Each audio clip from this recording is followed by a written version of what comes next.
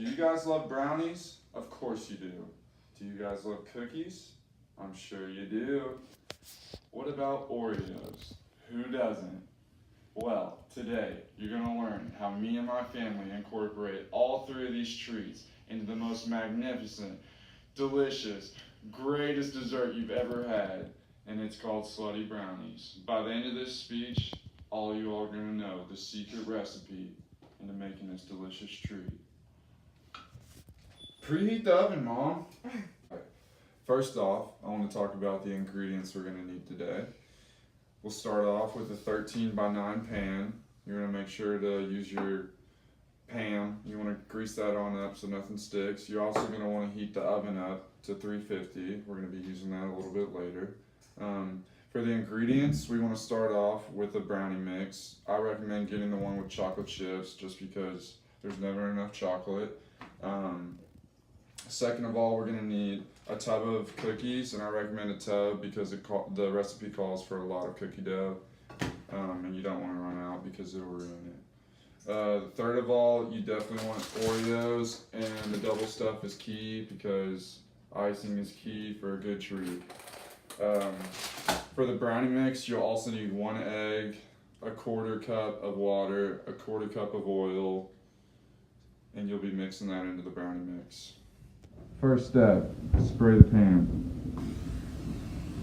Alright, next step is we're going to add the cookie dough to the bottom of the pan, and we want to make sure it's about a 1/2 inch thick.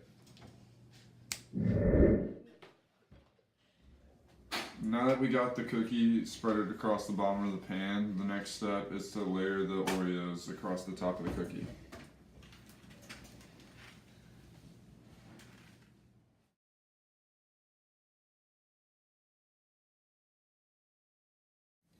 Okay, now that we have our Oreos placed upon our cookie layer, we want to make sure that none of those are overlapping and stacked on top of each other.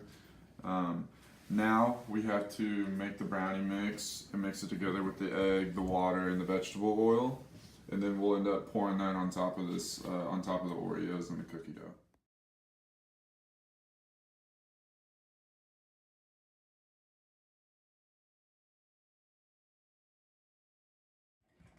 You want to make sure to whip up the liquid first before putting it into the batter, otherwise it'll have a lot of dry clumps and stuff. Now we're going to pour in our water, egg, and oil mixture into the batter.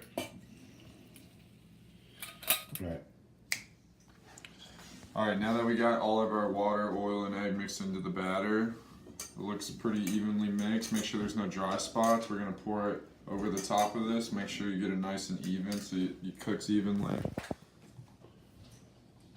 Yep, that's the money shot.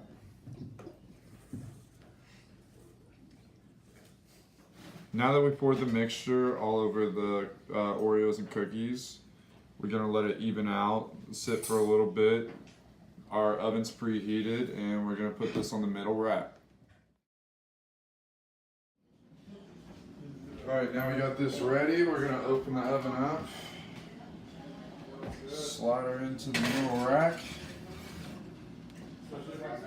and we're going to leave it in there at 350 degrees for 45 minutes. We'll be right back.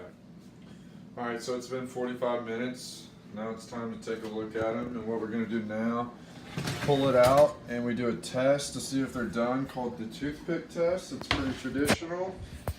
Take a toothpick, stick it in the middle. Nothing comes off on the toothpick. Toothpick's clean, then they're good to go. If there's wet stuff all over them, then they're probably underdone. So let this sit for 15 minutes, then we'll cut it up and eat it up.